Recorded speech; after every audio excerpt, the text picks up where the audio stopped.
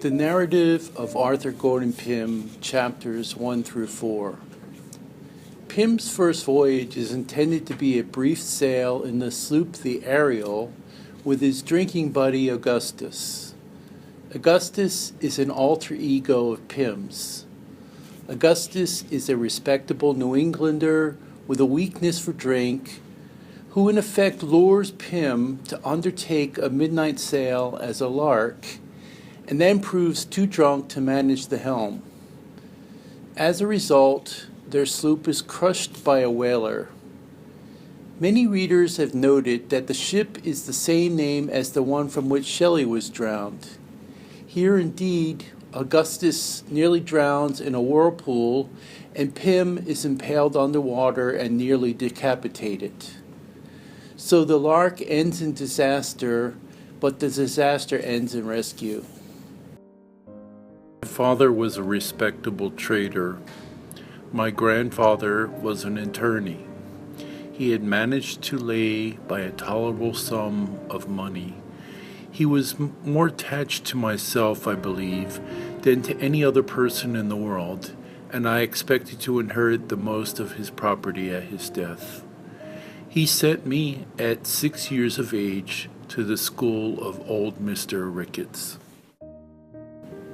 What does the opening tell us about the character Pym? Pym describes himself in the context of the male tradition of his family, his father and his grandfather. He focuses on his family's wealth and his expectations to inherit it one day. He also notes that he attended private school from age 6 to 16, which is a symbol of upper-class privilege. What do these details remind you of? They're largely autobiographical. Poe went to a private school in England, and his foster father, John Allen, was a trader and wealthy. But of course, Poe never inherited his father's money. Let's look at some quotations from page 1010. There was so glorious a breeze from the southwest. I felt a thrill of the greatest excitement and pleasure, and thought his mad idea one of the most delightful and most reasonable things in the world. It was blowing almost a gale, and the weather was very cold, it being late October. Augustus got into her and bailed her, for she was nearly half full of water. The novel starts as an adventure story. There was a glorious breeze, I felt a thrill, the mad but delightful idea. These are the words of an adventure story. They also develop Pym and Augustus' character further, showing that they're irresponsible. The narrative quickly turns to plot, but it also sets up an expectation of disaster. First, the breeze turns into a gale. Sailing in a gale at night on a small boat with amateur pilots is a formula for disaster. And then we also get another warning when, upon arriving at the wharf, they have to bail out the water they find in the boat, half full no less. That makes us question the seaworthiness of the boat and sets up our expectation that the boat will sink. Thus, the opening gives us the typical adventure story, full of premonitions, rash behavior, and imminent danger. On page 1013, Suddenly, a loud and long scream or yell, as if from the throats of 1,000 demons, seemed to pervade the whole atmosphere around and above the boat. Never while I live shall I forget the intense agony of terror I experienced at that moment. My hair stood erect on my head. I felt the blood congealing in my veins. My heart ceased utterly to beat. And without having once raised my eyes to learn the source of my alarm, I tumbled headlong and insensible upon the body of my fallen companion. Typical of the adventure story is the creation of suspense. We do not know what happened, so we rush to read on. Also keep in mind that this device was common in serialized novels, common in the 19th century, and called feuilleton. The week's installment ended with suspense, making the readers anxious for the next installment. This is the same as what cliffhangers do on television today. Then in our case here, the story is finished as a flashback, that we find out what happened. The first chapter reveals one of Poe's weaknesses. He's not really a novelist. The first chapter could easily be read as a standalone story. In fact, it very well may have been written that way. The first voyage of the novel takes place in October 1825. The second voyage, voyage number 2, takes place in June 1827. Pym and Augustus' second setting forth is just as impulsive. Pym runs away from home and sneaks on board a ship captained by Augustus' father. Augustus suggests that Pym stow away in a coffin-like box in which he is to lie until they are at sea. Pym agrees to the plan and so lets himself be voluntarily entombed. None of the seemingly sensible plan comes out as proposed, of course. Pym assents here, as everywhere else, not by any witting design, for he cannot see at any point what is to follow. Indeed, what follows is his destiny. His destiny is seated in his unconscious, whence it arises again and again to dominate in terror and ecstasy, his feckless life of putative choices. Chapter 2, page 1018.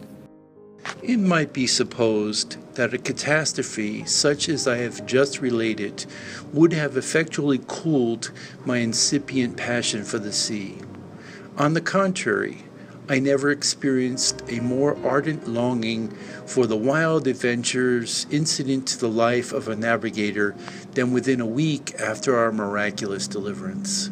This short period proved amply long enough to erase from my memory the shadows and bring out in vivid light all the pleasurably exciting points of color, all the picturesqueness of the late perilous accident. This description in Chapter 2 establishes Pym's character as rash, a glutton for punishment. Once again, he entrusts his care in life to Augustus, whom we now know from Chapter 1 to be an unreliable person. Augustus' plan of basically entombing Pym makes us wonder. If Augustus' father would only laugh at Pym's stowaway on the Krampus, then why the elaborate guise to hide him to prevent his father from finding out until several days later? Wouldn't one day of hiding be enough to prevent the captain from turning the Krampus around and head back to port? Surely someone could hide on a ship for one day without being discovered. So why several days locked up in a box? Is this just a game that Augustus is playing with Pym? Kind of like a Tom Sawyer trick? Once the ship gets underway, Pym discovers that he has slept an extraordinarily amount of time. We get hints. His muscles are cramped, he is famished, the mutton has turned bad. Yet despite all that sleep, he still feels sleepy and his head aches, suggesting carbon monoxide poisoning. The chapter continues with the typical devices to build suspense, and we end up with several of Poe's favorite themes: coffins, catatonic states, tombs, being buried alive. On page 1030, once Pym gets to the trapdoor, he realizes that it has been sealed shut. Pym panics as he starts to imagine thirst, famine, suffocation, and premature internment. The chapter ends in medias res. There is no reason for the chapter to end where it does, except if we remember that we are reading a story that was serialized to sell newspapers. One flaw that I see in Chapter 2 is Pym's encounter with his grandfather. While the accent seems a good imitation of an Irish, implied lower-class, uneducated accent, is it realistic to believe that Mr. Peterson wouldn't recognize his own grandson, new glasses or not? Chapter 3 is mainly just plot-driven, a continuation of the story. Its primary purpose is to portray the horrors of being buried alive. What is the purpose of the letter? Partly, Poe is reverting back to his detective style of writing, how he discovers the letter and how he uses reasoning to read at least part of the letter. But mainly again, it is a suspense-building process that we expect in an adventure story. What problems do you see? When I write on a piece of paper, it's the backside where I feel the indents, not the front. Is that a flaw? Also, why written in red? Isn't red almost impossible to read in the dark? Why does the dog attack? Again, another cliffhanger to keep the reading moving along. To be continued. Chapter 4 is mostly an explanation about the mutiny and subsequent events. The adventure turns into a pirate story, both scary and cliché. On page 1044, I have been thus particular in speaking of Dirk Peters because, ferocious as he appeared, he proved the main instrument in preserving the life of Augustus, and because I shall have frequent occasion to mention him hereafter in the course of my narrative. It was determined at last that all the prisoners, with the exception of Augustus, whom Peters insisted in a jocular manner upon keeping as his clerk, should be set adrift in one of the smallest whaleboats.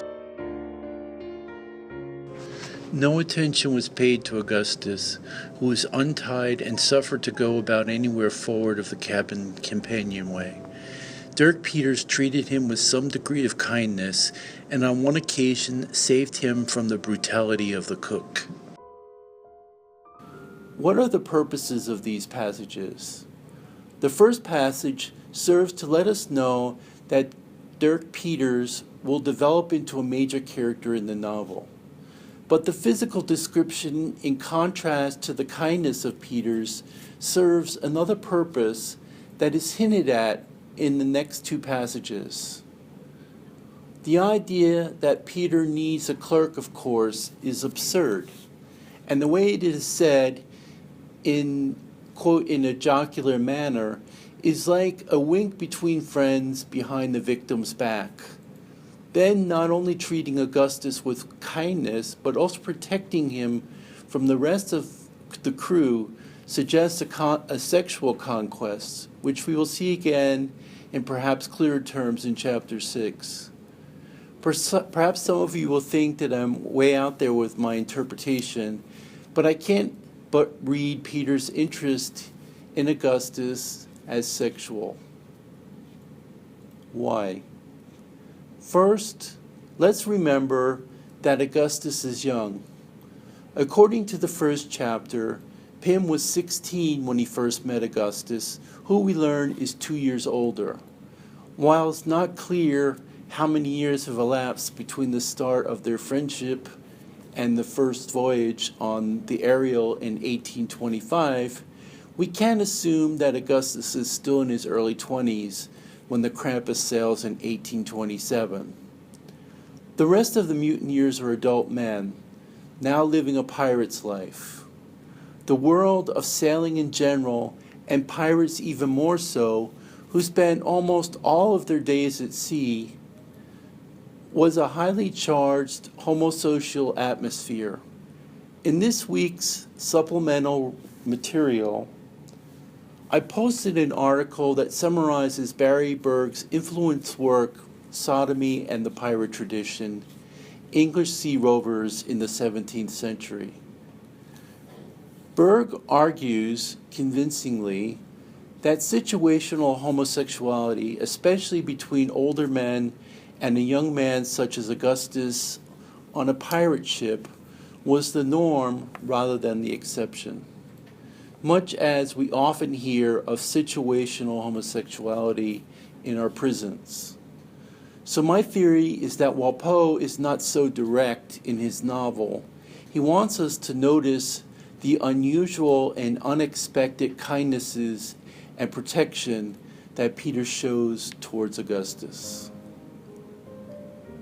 Thus ends chapter 4 in the novel.